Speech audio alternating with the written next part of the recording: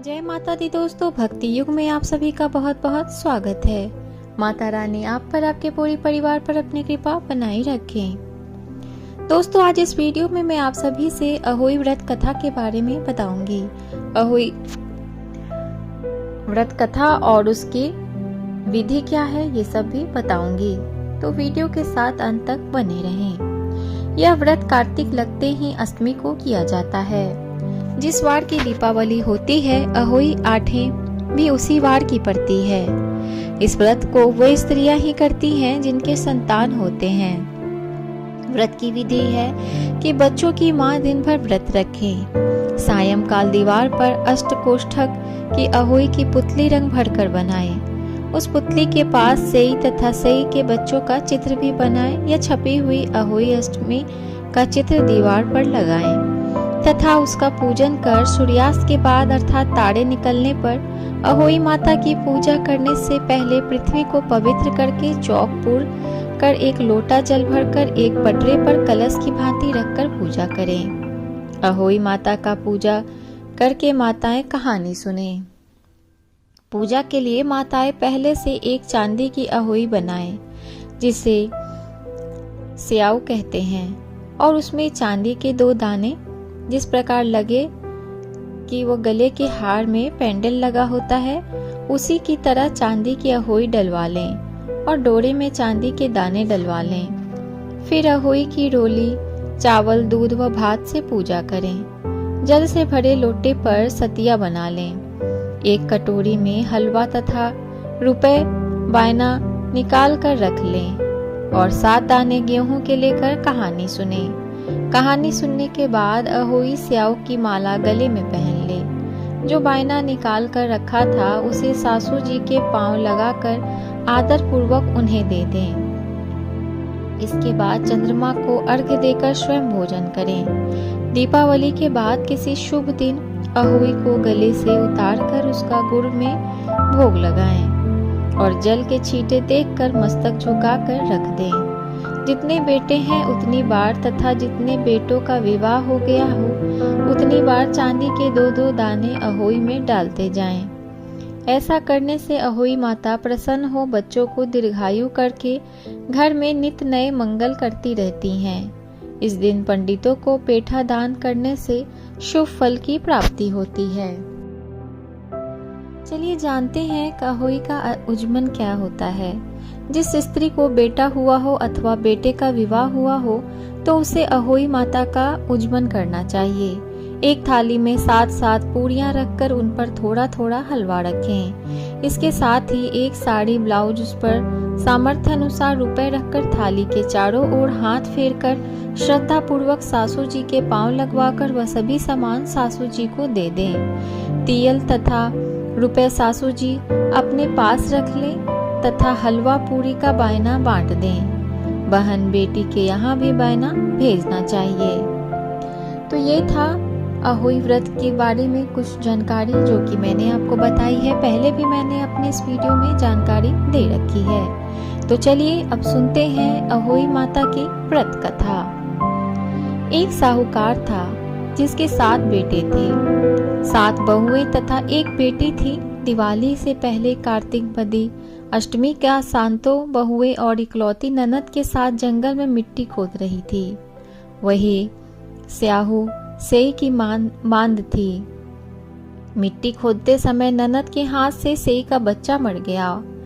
स्याहू माता बोली कि मैं तेरी कोख बांधूंगी। तब ननद अपनी 7 भाभियों से बोली कि तुम में से मेरे बदले कोख बंधवाने से इनकार कर दिया। परंतु छोटी भाभी सोचने लगी कि यदि मैं कोख नहीं बंधवाऊंगी तो सासू नाराज होगी।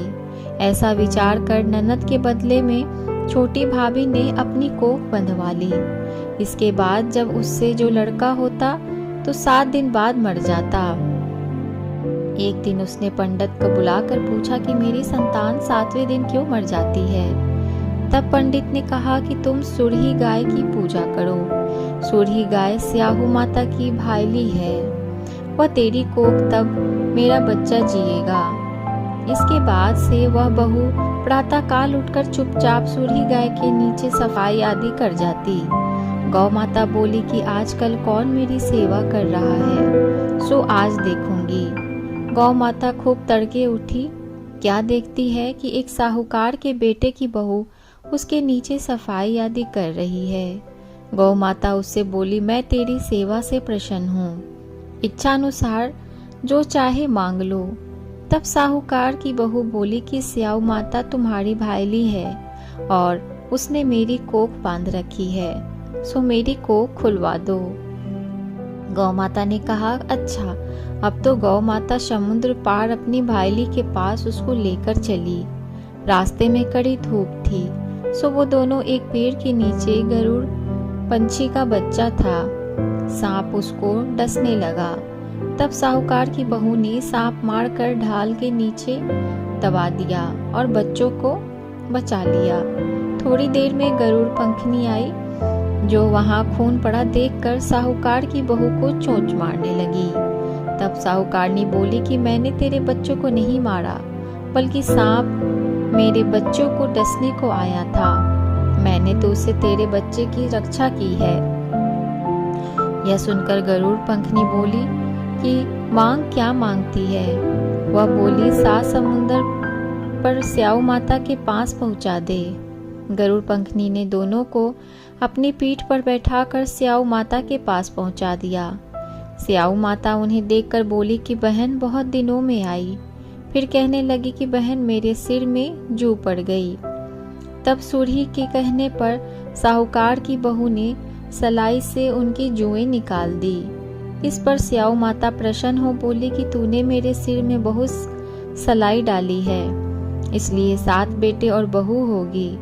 वो बोली, मेरे तो एक भी बेटा नहीं है, 7 बेटा कहाँ से होंगे। स्याऊ माता बोली, वचन दिया, वचन से फिरूं तो धोबी कुंड पर कंकरी होऊं। जब साहूकार की बहू बोली, मेरी कोख तो तुम्हारे पास बंद पड़ी है। यह सुनकर स्याऊ माता बोली कि तूने मुझे बहुत ठग लिया। मैं तेरी कोख खोलती जो नहीं, परंतु पर खोलनी पड़ेगी। जा, तेरे घर तुझे 7 बेटे और 7 बहुएं मिलेगी। जाकर अजमन करियो, 7 अहोई बनाकर 7 कढ़ाई करियो।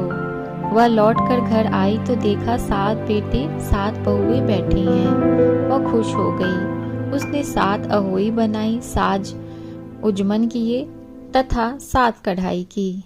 रात्रि के समय जेठानियां आपस में कहने लगी कि जल्दी जल्दी नहाकर पूजा कर लो, कहीं छोटी बच्चों को याद करके रोने न लग जाए। थोड़ी देर में उन्होंने अपने बच्चों से कहा, अपनी चाची के घर जाकर देखाओ कि वह आज अभी तक रोई क्यों नहीं। बच्चों ने जाकर कहा कि चाची तो कुछ मार रही है, खूब अजमन हो रहा है। यह सुनते ही जेठानियां दौड़ी दौड़ी उसके घर आई और जाकर कहने लगी कि तूने कोख कैसे छुड़ाई। वह बोली, तुमने तो कोख बंधा ही नहीं, सो मैंने कोख खोल दी है। स्याऊ माता ने कृपा करके मेरी कोख खोली, उसी प्रकार हमारी भी खोलियो। कहने वाले तथा सुनने वाले की तथा सब परिवार की कोख खोलियो।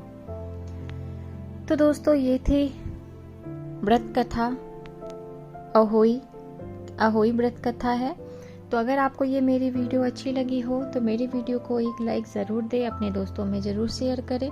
और अगर आप मेरे चैनल को आज पहली बार देख रहे हैं तो मेरे चैनल को सब्सक्राइब कर लें, ताकि मेरी आने वाली सारी वीडियो आपको मिलती रहे। धन्यवाद।